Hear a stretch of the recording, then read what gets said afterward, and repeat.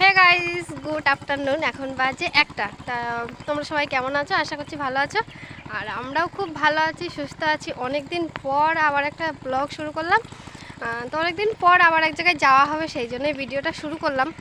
তো সকাল থেকে ছোটাছুটি করার পরে ভিডিওটা এখন শুরু করছি, সেই এখন সবাই বেরোচ্ছি তাই। তো আমি এসেছি আগের দিন সন্ধেবেলা একটা বিয়ে বাড়ি গেছিলাম। সে ব্লগ তো করা হয় না, 4-5 মাস ধরে ব্লগ বন্ধ ছিল। আর এই দেখো বৌদি রেডি হয়ে যাচ্ছে, আর দাদারা মা আগে রেডি হয়ে চলে গেছে। কি বলো তো, বন্ধ ছিল আর অনেক দিন পরে কথা বলছি, কেমন যেন হাঁপিয়ে যাচ্ছি। তো আগের দিন সন্ধ্যাবেলা এসেছি, বিয়ে বাড়ি গেলাম, বিয়ে বাড়ি থেকে আসলাম, বাড়িতে চলে যাওয়ার কথা, কেননা ছেলের পড়া ছিল। তো সকালে 7টার সময় চলে যাওয়ার কথা ছিল, তো ঘুম আর ভাঙিনি। তো দাদা একটু বেলা হলো, তো বললো যে যাস না বাড়িতে, মায়াপুরে যাব, যাস না। তারপরে আবার বাড়িতে গেলাম, বাড়িতে গিয়ে একটু আলু সেদ্ধ ভাত করে আসলাম। মা নেই বাড়িতে, বাবা ছিল, তো সেগুলো আর ব্লগ করা হয়নি, কেননা তাড়াহুড়ো করে তো করা হয়নি।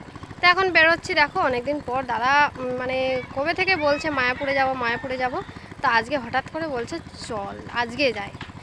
তো যাচ্ছে মা, আমি, দাদা, বৌদি আর দাদা দুটো মেয়ে আর আমার ছেলে। তো তোমাদের দাদাভাই তো বাড়ি নেই, তো তাড়াহুড়ো করে দেখো এই ড্রেসটাই পরে নিয়েছি, আর জামা কাপড় তো নেওয়া হয়েছে ব্যাগে।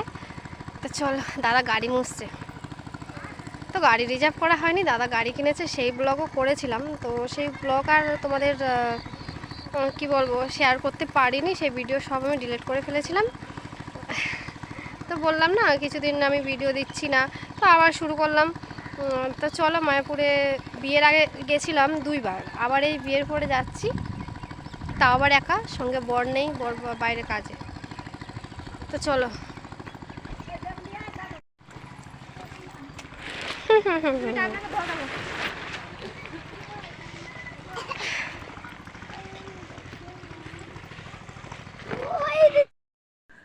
আমাদের অনেক দিন ধরে প্রোগ্রাম চলছিল যে মায়াপুরে যাব। তা বেশ অনেকটাই দিন, কটা মাস কেটে গেল, তখন গাড়িটা কেনা হয়নি। তো দাদা হঠাৎ করেই দেখো গাড়িটা কিনে নিল। তারপরেই হঠাৎই বলল চল মায়াপুরে যাই। মানে আমি এসেছিলাম, রাত্রে বিয়ে ছিল, একটা বোনের বিয়েতে যাব বলে, তো দাদারাও যাবে, ভাবলাম যে একসঙ্গে যাব, তাই এসেছিলাম। তো দাদা সকালবেলা বলল যে চল মায়াপুরে যাই। তো হঠাৎ করে বেরিয়ে আসলাম, আর বাপি রয়েছে বাড়িতে। বাপিকে এত কবার করে বলা হলো চলো একসঙ্গে সবাই যায়, তো বাপি কোনো মতেই রাজি হলো না, বলল যে হঠাৎ করে বললে আমি যাব না, বাড়িতে কে থাকবে, বাড়িতে হাঁস মুরগি ছাগল রয়েছে, সেগুলো কে দেখবে। তো বাপি কোথাও যেতে চায় না। গাড়ি কিনে দক্ষিণেশ্বরে যাওয়া হলো, তখনও গেল না, আর আমরাই গেলাম, এখনও তাই, বাপি বাড়ি রয়েছে। তো আমরা সবাই যাচ্ছি, একটু খারাপ লাগছে। সকালবেলা দাদা বলেছে রেডি হতে, তা আমরা দেখো রেডি হয়েছি সেই 1টার পরে। মানে এত কাজ ছিল বাড়িতে, রান্না বান্না সব কিছু গুছিয়ে তারপরে বেরোতে হচ্ছে, তাই এখন 1:30-2 বেজে গেছে। তো আমাদের হয়তো যেতে রাত হয়ে যাবে, অনেকটাই দূরের পথ। আমার ছেলেটা মামার পাশে বসবে বলে বাহানা করে, কোথাও যদি যাওয়া হয়েছে তাহলে ও মামার পাশে সামনে বসবে। তো আমরা অনেক দূর চলে এসেছি, এখন কোথায় জানো এটা, মানে অনেকটাই দূর চলে এসেছি। আর দাদা এক জায়গায় গাড়ি দাঁড় করালো, আর দাদা গেছে ফল কিনতে। আমার ছেলেটা বলছে খিদে পেয়েছে খিদে পেয়েছে, এই দেখো সামনে বসেছে, এই যে ঘুমিয়ে পড়লো নাকি।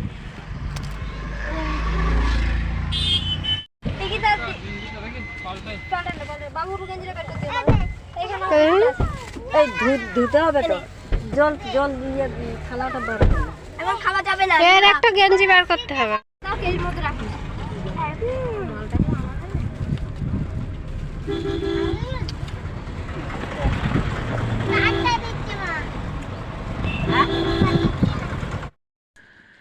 পেট্রোল পাম্পে এসে দাদা একটু তেল নিয়ে নিল, মানে গাড়িতে গ্যাস আছে তাও দাদা তেল নিয়ে নিল। আর কি বলতো, আমরা সবাই যে ঘুমিয়ে বসে খেয়ে যাচ্ছি আর দাদা তো গাড়ি চালাচ্ছে, দাদার কতই না কষ্ট হয়। আমরা বাড়ি থেকে বেরিয়েছিলাম 1:30 2টো, আর এই যে পৌঁছেছিলাম সেই 9টার দিকে। এত সময় দাদা গাড়ি চালাচ্ছিল আর আমরা ঘুমিয়ে বসে যাচ্ছি। তো দাদার সত্যি কষ্ট হয়, আমার তো কোমর ব্যথা হয়ে যাচ্ছিল। তো দাদা কিভাবে চালায় সেটা দাদাই জানে। আর দাদার অনেক দিনের স্বপ্ন ছিল জানো না, যে গাড়ি একটা কিনবে, তো কিনেছে। ওর ভীষণ স্বপ্ন আর গাড়ি চালানোর ভীষণ নেশা। আর এই গাড়ি চালানোটা শিখেছিল বাড়িতে কাউকে না জানিয়েই শিখেছিল। আর লাইসেন্স বানিয়েছিল তো না জানিয়েই, সেইটাই এখন কাজে লেগে গেলো। আর কি বলতো, আমার দাদা অন্য সেরকম কাজ করতে পারে না, এই গাড়ি চালানোটা শিখেছে বলে গাড়িই চালায়। এই যে গাড়িটা কিনেছে, কলকাতায় গাড়ি চালায়। তো যাই হোক, দেখো এত ঘন্টা আমরা বসে যাচ্ছি আর দাদার চোখে একটুও মোটেও ঘুম নেই। তো আমরা যাচ্ছি, আমাদের সত্যি কষ্ট হচ্ছে। দাদা হয়তো বাইরে ভাড়ায় চালায়, তখন আমরা বুঝি না। তো এই যে এখন এত দূর যাচ্ছি, এতটা পথ, তাই আমরা এখন বুঝতে পারছি দাদা কত কষ্ট করে। তো আমাদের যাওয়ার কথা ছিল মায়াপুরে, তো মায়াপুরে যাইনি। তো দেখো আমরা ঘরে একটু বসে আছি। আর আসার সময় বৌদি ওই যে 3টে বাচ্চা, তো ভাত না খেয়ে, যে ভাত না খেয়ে বেরিয়েছিল, সেই সকালবেলা একটু ভাত খেয়েছিল অল্প, তাই টিফিনে করে ভাত নিয়ে এসেছিলো, ভাত তরকারি। তো দেখো ভাত খাওয়াচ্ছি। কি বলতো, মানে আমাদের আসতে লেট হয়ে গেছে। তো একটা দাদার বাড়ি আছে মায়াপুরের পাশে, তো দাদাটা বললো যে এখানে আসতে, আর সকালবেলা যাওয়া হবে। সন্ধ্যাবেলা আরতিটা আমরা দেখতে পাবো না বলেই দাদা বললো যে এখানে আসতে, তাই চলে আসলাম। আর এসে তো চা খাওয়া হলো। চা খেয়ে দাদারা গেছে বাজার করতে, আর বৌদি ওদিকে খাইয়ে দিচ্ছে ওই 3টার। ওই দেখো, আর এ তো খাবে না ঝাল। আর আমরা এখন ফ্রাইড রাইস বানাবো। আর আমি ভাবলাম এই সুযোগে একটু ভিডিও করি, তাহলে সামনে না, সত্যি লজ্জা লাগে। হয়ে গেল। কি খাচ্ছ? তো দাদারা গেছে বাজার করতে, বাজার করে আসবে তারপরে খাবো। আর গাড়িতে ভিডিও করা হয়নি, কি বলতো, গাড়িতে না ফোন ঘাটাঘাটি করলে আমার ভীষণই গা গোলায়, তো সেই জন্য আর গাড়িতে সেরকমভাবে ভিডিও করা হয়নি। তো দাদারা কখন আসবে, আর চোখ মুখের অবস্থা দেখো। আমরা বেরিয়েছি কি বলতো সেই 2টোর সময়, আর লেট হয়ে গেছে। তো কি আর করা যাবে, সকালবেলা ভোরবেলা বেরোবো আমরা এখান থেকে মায়াপুরে। মাথা যেন ব্যথা করছে।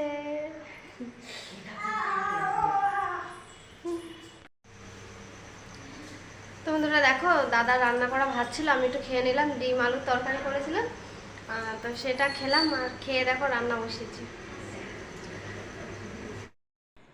যে দাদা বাড়ি গেছি সেই দাদা বললো যে একটু ফ্রায়েড রাইস বানাতে। আর আমি না কখনো আগে ফ্রায়েড রাইস আমি নিজে একা বানাইনি, মানে খেয়েছি কিন্তু আমি বানাইনি, পাশে কেউ বানিয়েছে আমি খেয়েছি। আর এবারে দেখো বানাচ্ছি ফার্স্ট টাইম, আমার কেমন ভয় ভয় লাগছে, কেমন হবে তার ঠিক নেই, তাও বানাচ্ছি। তো দেখো ক্যাপসিকামটা ভেজে নিচ্ছি, আর ওদিকে রয়েছে গাজর, সব আলাদা আলাদা করেই ভাজবো, কেননা আমি ফার্স্ট টাইম বানাচ্ছি, কেমন হবে না হবে ঠিক নেই, তাই খুব মানে টেনশান হচ্ছিলো। তো যাই হোক, সেরকম কোনো ব্যাপার না, তাও একটা অন্য বাড়িতে গিয়ে রান্না করা কেমন যেন একটু টেনশান টেনশান মনে হয়। আর নিজের বাড়িতে হলে কিন্তু এতটা টেনশান হয় না। এদিকে ডাল বসিয়েছি, আর আমার দেখো রান্না হয়ে গেছে, ফ্রায়েড রাইস বানানো। তো আমার ছেলেকে খাইয়ে দিচ্ছে বৌদি, ও ভীষণই বদমাইশি করছে, তাই গাড়িতে এত সময় ছিল, তো ঘুমিয়ে পড়বে, তাই ওকে খাইয়ে দিচ্ছে। আর আমার রান্না বান্না হয়ে গেছে। তো রান্না করেছি, তোমাদের দেখাই কি কি রান্না হয়েছে। এই দেখো ফ্রায়েড রাইস করেছি, আর এদিকে আছে, এদিকে দেখো আলু ভাজা, বেগুন ভাজা আর ডিম ভাজা। আমার রান্না বান্না সবই কমপ্লিট হয়ে গেছে। আর দাদারা একটু বাইরে গেছে, তো এই যে দাদার বাড়ি এসছি, ওই দাদা চাকরি করে বলতে স্কুল, হাই স্কুলের টিচার। তো কালকে স্কুলে যাবে না, আমাদের সঙ্গে মায়াপুরে যাবে, তাই বলল যে একটু জানিয়ে আসি। আর এই দাদা বাড়ি না আমাদের বাড়ির ওইখানে, মানে আমাদের গ্রামের পাশে। তো এই যে এখানে চাকরি করে, তাই এখানেই এই ঘরটা দাদারই অবশ্য, তাই তো। তো এখানে দাদা একা আছে, আর দাদার বউ মানে বাপের বাড়ি আছে। তো আমরা এই রান্নাবান্না করলাম, এসে দাদা আসলে খাওয়া দাওয়া হবে। আর মার মৌসুমি সুমনা উপরে টিভি দেখছে, আর এই যে বদমাশি করছে, একে বসে বসে ভাত খাইয়ে দিচ্ছে। ভাতটা খাওয়ানো হয়ে গেলেই ওকে ঘুম পাড়াবো, গুড বয় হয়ে যাবে। আর আমি তো এসে খেলাম, আর খেতে ইচ্ছে করবে না মনে হয় কি খেতে ইচ্ছে করবে, মানে পেট তো ভর্তি। ডিম দিয়ে ভাত খেলাম।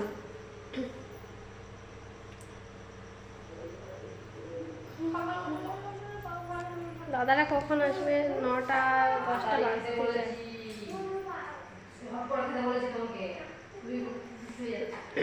কালকে আবার সকাল সকাল উঠতে হবে, সকাল সকাল উঠে নিয়ে যাওয়া হবে মায়াপুর। আজকে যাবো বলে আসলাম, সেটা হলো না, কালকে। ওই দেখো ভাত খাচ্ছে, মানে এক গাল করে ভাত নিচ্ছে আর একবার করে জল দিয়ে গিলে গিলে খাচ্ছে।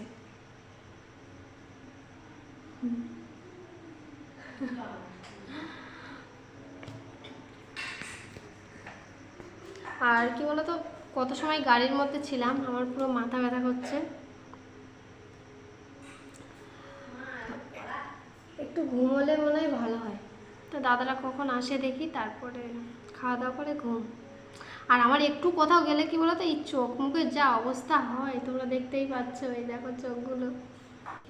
ডিম ভাজা খেতে হবে না তো বন্ধুরা, দেখো আমি রান্না করেছি। তোমাদের তখন বলেছি কি বলতো, এইসব ভাজাভুজি। এই যে ডালটা আর বলা হয়নি, ডালের কথা মনে নেই, তলায় ছিল। আজ তো আর মায়াপুরে যাওয়া হলো না, তো কালকে আমরা বেরোবো, তো সেই ভিডিও আমি অবশ্যই আপলোড দেবো, তো তোমরা দেখো। আর দাদাদের আসতে লেট হবে, তাই আমরা এখন খেয়ে ফোন করে জানিয়ে দেবো। তো চলো বাই, গুড নাইট, সবাই ভালো থেকো, সুস্থ থেকো।